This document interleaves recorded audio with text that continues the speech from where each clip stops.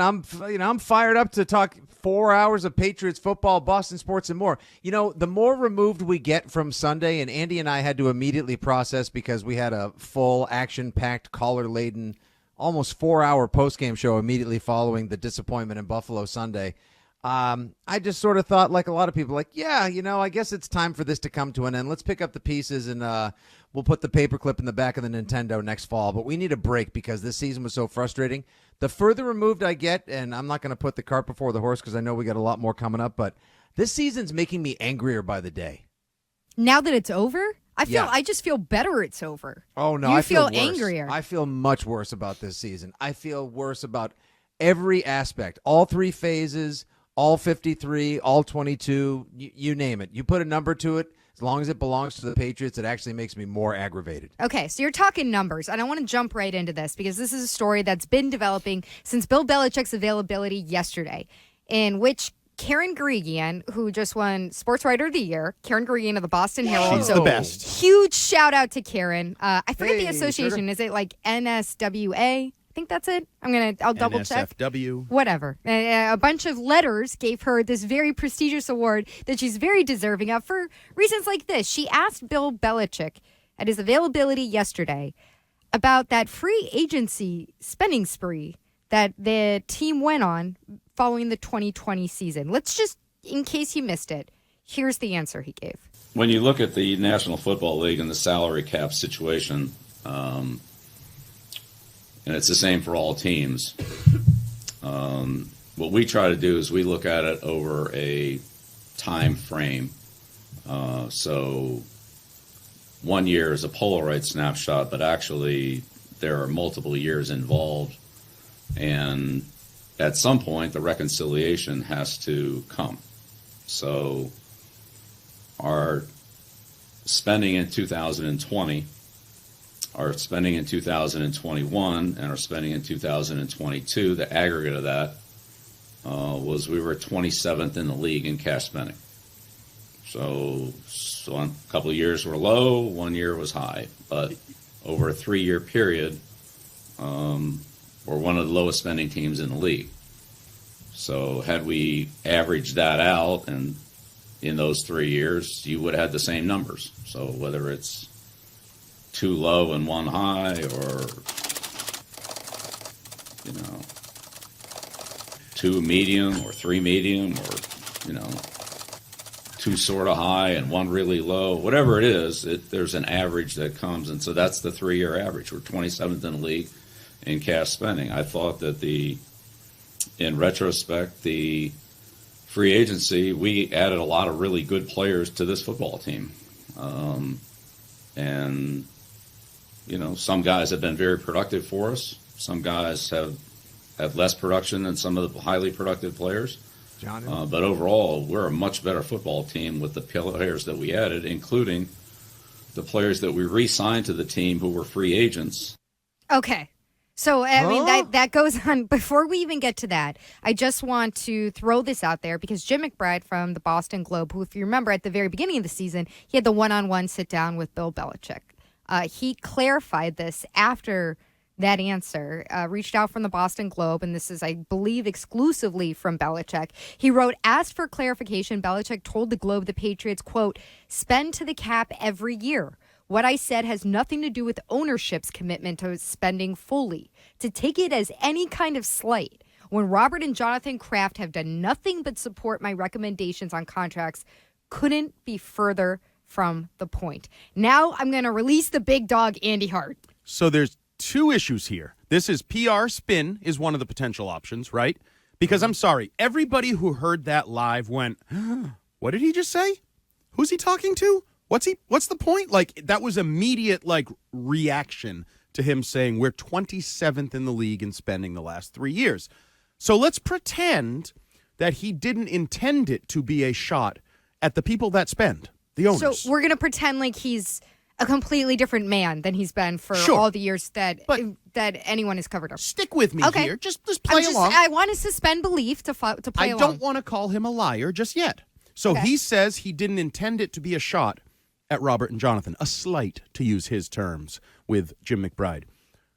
What did you think people were going to react to that kind of a comment. No one cares more about his words in press conferences and how they are portrayed and received than Bill Belichick. He cares if players hear it. He cares if media hears it. He cares what is being said. He controls the narrative like no other. And I believe 2 medium or 3 medium or he doesn't really understand averages. We got through that yesterday because 3 mediums would have averaged out to medium, so you'd be like 15th or 16th in the league, not 27th. But for him to not think this was going to create ripples and waves and be taken as a slight toward Robert and Jonathan Kraft, the other option is he's lost his fastball. Like, you didn't think people would take this as a slight when you said we're 27th in spending? What did you think people were going to say? Because there's no other way to take it than you're at the bottom of the league in spending. I'd also ask a quick question. I know you're ready to pounce. So you're 27th, and he did say something to the effect that, it comes to fruition or whatever.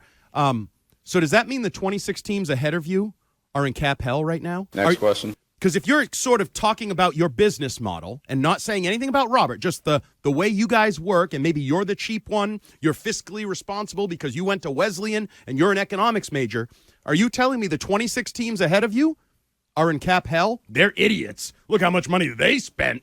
We spent 1 year, but we're smart. We averaged it out to be 27th. You think that's what he's saying?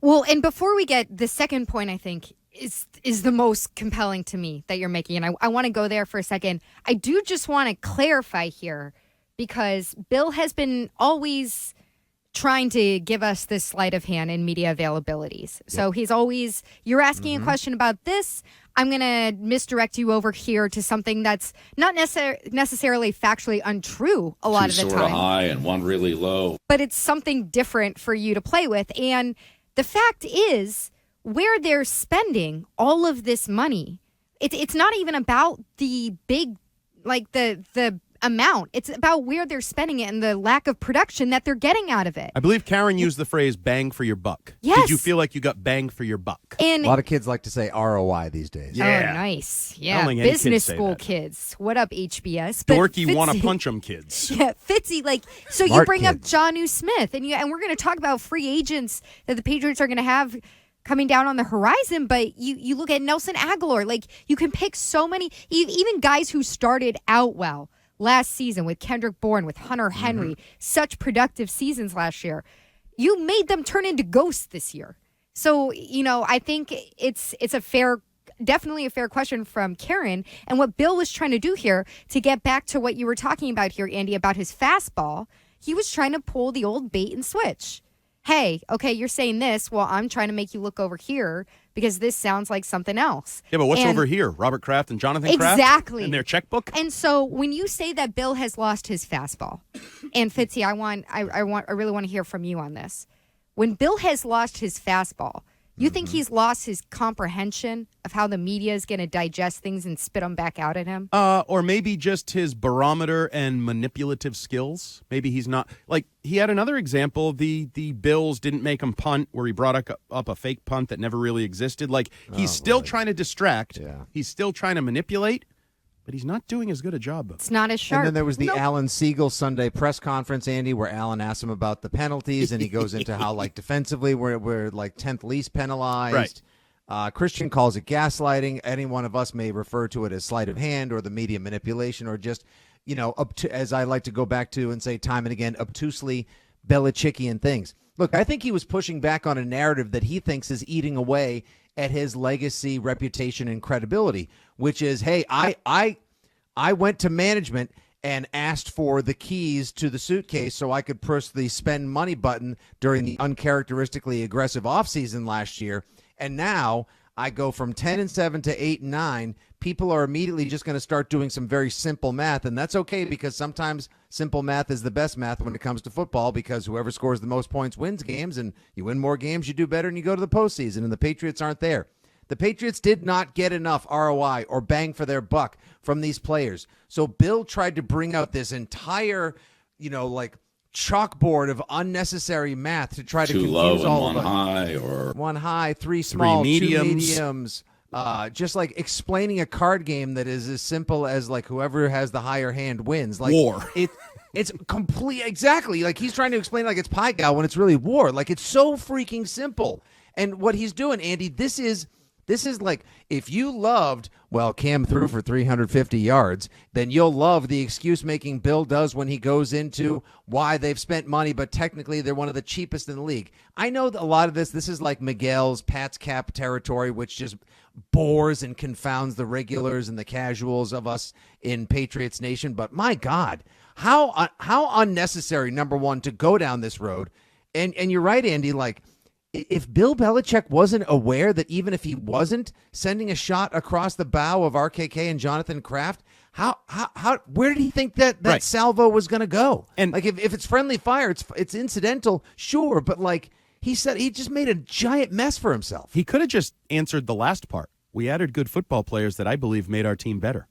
Wouldn't that have been a better answer to the actual question? Which is interesting because that's where he usually veers towards. Right. It's usually shorter is better with Bill. But as to what you said there, friendly fire, Fitzy, it made me think about the owners' meetings around this time or, very early spring last year. Yep. When, again, we hear from RKK saying we haven't won a playoff game in 3 years.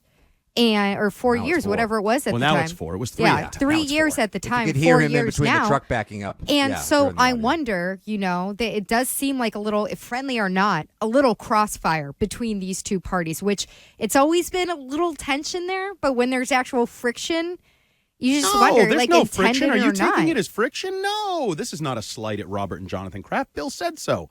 Bill told Jim McBride, no, there's nothing to see here. Move along.